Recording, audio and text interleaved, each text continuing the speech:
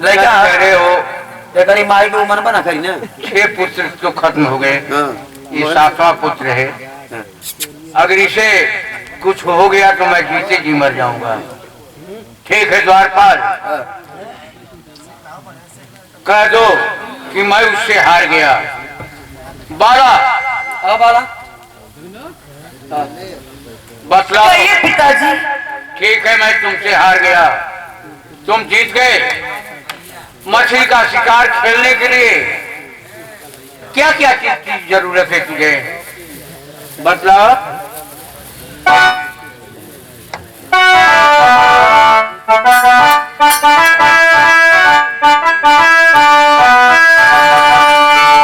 अरे हमरा चाहिए ए बाबूजी, अरे हमरा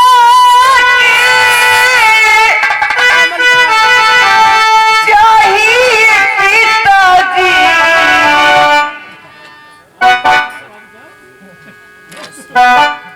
अरे हमरा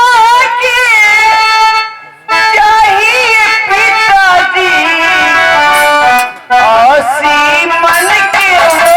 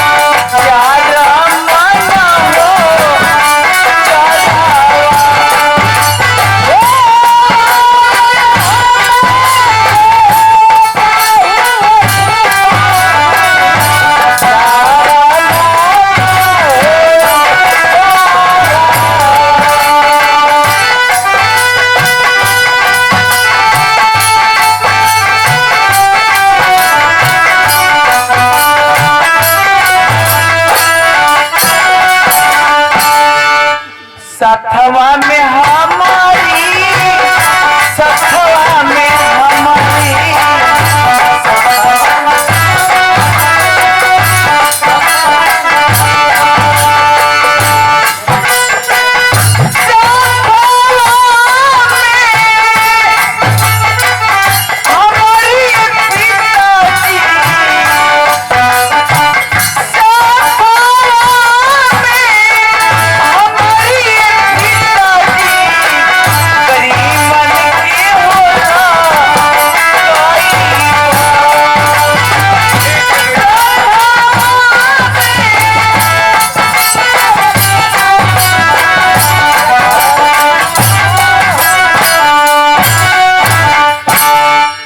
बेटा 80 मन की छीप, 4 मन चारा।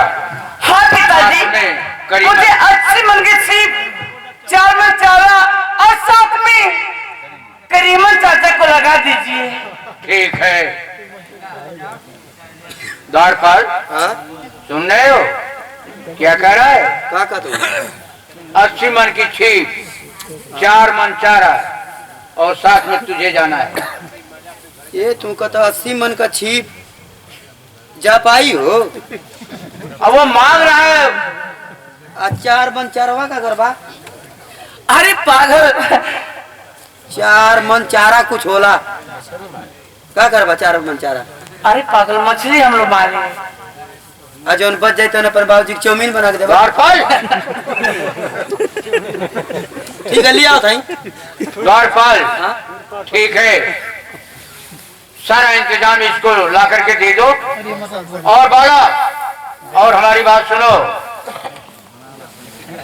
अब तो मैं तुझे हुक्म दे दिया मछली का शिकार खेलने के लिए, लेकिन स्टोरी अस्त होने से पहले दरबार में आ जाना। अगर कोई पराई नार तुम्हारे सामने पड़े तो अपना रास्ता बदल देना। ये राजपाट का मान सम्मान बचाना बेटा, ये याद रखना। पिताजी मैं मर जाऊंगा पिताजी, लेकिन आपकी इज्जत में कोई कीचड़ नहीं उछाल पाएगा पिताजी। ठीक है, ऐसा ही होना चाहिए। अब मैं जा रहा हूँ द्वारपाल, पूरा इंतजाम करके ला दो इसे। अब एवा रुका लिया थे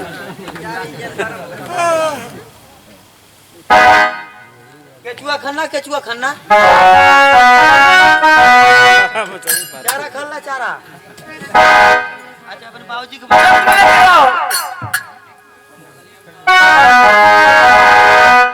ला आई कटिया पकड़ा मोटकी ले बा सही है, ए मोटकी से ला।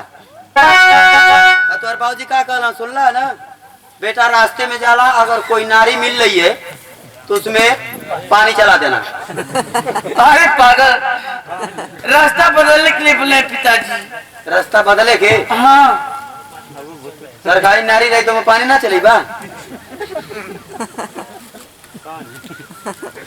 चला ठीक है, चला तब हमें कटिए इतना बड़ा। अरे तू दूरे ले है तरफ भी किया घुमा के अपने मत बिगा जाए ऐसा था वहाँ कुड़की भर का हवा। करीमा चाचा बोला बेटा कुछ गाते बजाते चलो ना। मेरे लाल मैंने गलती कर दिया तुझे पैदा करके, अभी रास्ते में चल रहे हो तो मुझे फंसा रहे हो कि गीत गाते चलो।